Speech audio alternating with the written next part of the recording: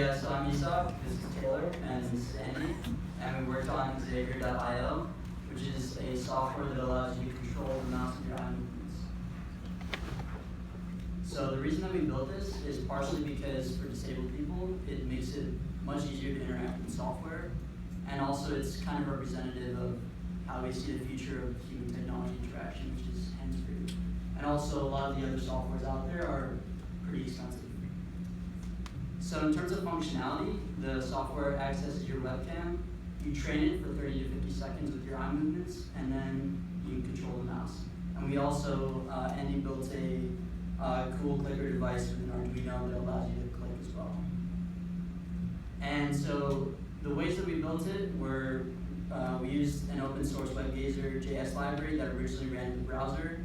We transferred that code to the desktop using Electron, and then we streamed the WebGazer coordinates to robot mouse, and we had a lot of difficulties with actually translating those XY coordinates. So this is the Arduino component that I built. It's basically a mouse, but built specifically for this. So the Arduino is the board at the top. That's what we use as the microcontroller. And then there's a click button, which controls actually clicking the mouse. A shift button, which cycles through functionalities of the click button. So right now it's just right click, left click, but we can add more functionality to that later. An LED indicator comes on when it's set to left click, or when it's set to right click, the LED is on. When it's left click, the LED is off. And then you can see that little blue potentiometer. When you turn it to the right, it scrolls down a page. When you turn it to the left, it scrolls up the page. It'll scroll faster if you turn it further. Okay, and let's demo.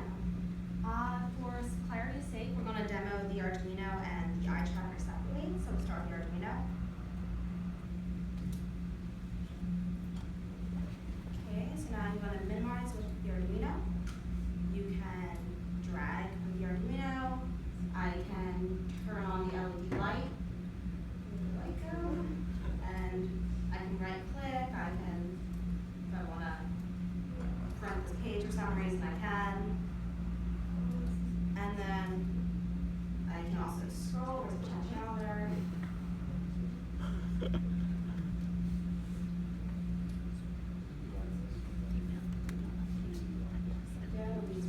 News pictures. Okay, so now that you've seen the functionality of the Arduino, we are going to test out the WebGazer JS for you. One of the things about WebGazer JS is it's an open source research project that's been going on for a couple of years. And in order for it to work, it calibrates, it will recognize your face recognition software, and then look for the pupils in your eye and trace them over the corners of your screen. It depends on lighting, and if you move your head, the calibration comes off. Sometimes it's a bit noisy. So this demo won't be perfect, but hopefully we'll get a good trial. Pretty much a Schrodinger's cat of demos. So you'll see the electron screen is going to pop up, and you guys can explain while I translate. Cool. Yes, the red dot represents what WebGazer is sending back to us, and the mouse is obviously our mouse, and right now Robot Mouse, which is our desktop app for actually controlling the mouse, only runs after she finishes training. So she can train it with a combination of click events and her own eye movements. So like as mentioned, like we ran into a lot of problems with actually translating the two coordinates because we discovered that the coordinate systems were off from one another. I'm training for about 45 seconds. Oh, there we go. So now I'm looking at the green block, blue block, purple, come on purple, orange, green, blue, back to purple. So it's a bit noisy and it has some work to go. A lot of the mouse is kind of glitchy right now because the frequency of the WebGazer's frequency is 25 hertz, so there's a lot of data coming out. So sometimes it causes the mouse to be a bit glitchy, which we've been working on. Yeah, I'm looking at like orange, purple, blue. So yeah, it works within a solid range. Very happy we got a good trial in. Stop this. Okay, and then just some of the challenges we face along the way. The web gazer itself works within the web browser. So originally what happened is we can only use it within the web browser, and if we memorize the window, the web gazer coordinates went to 0, 0.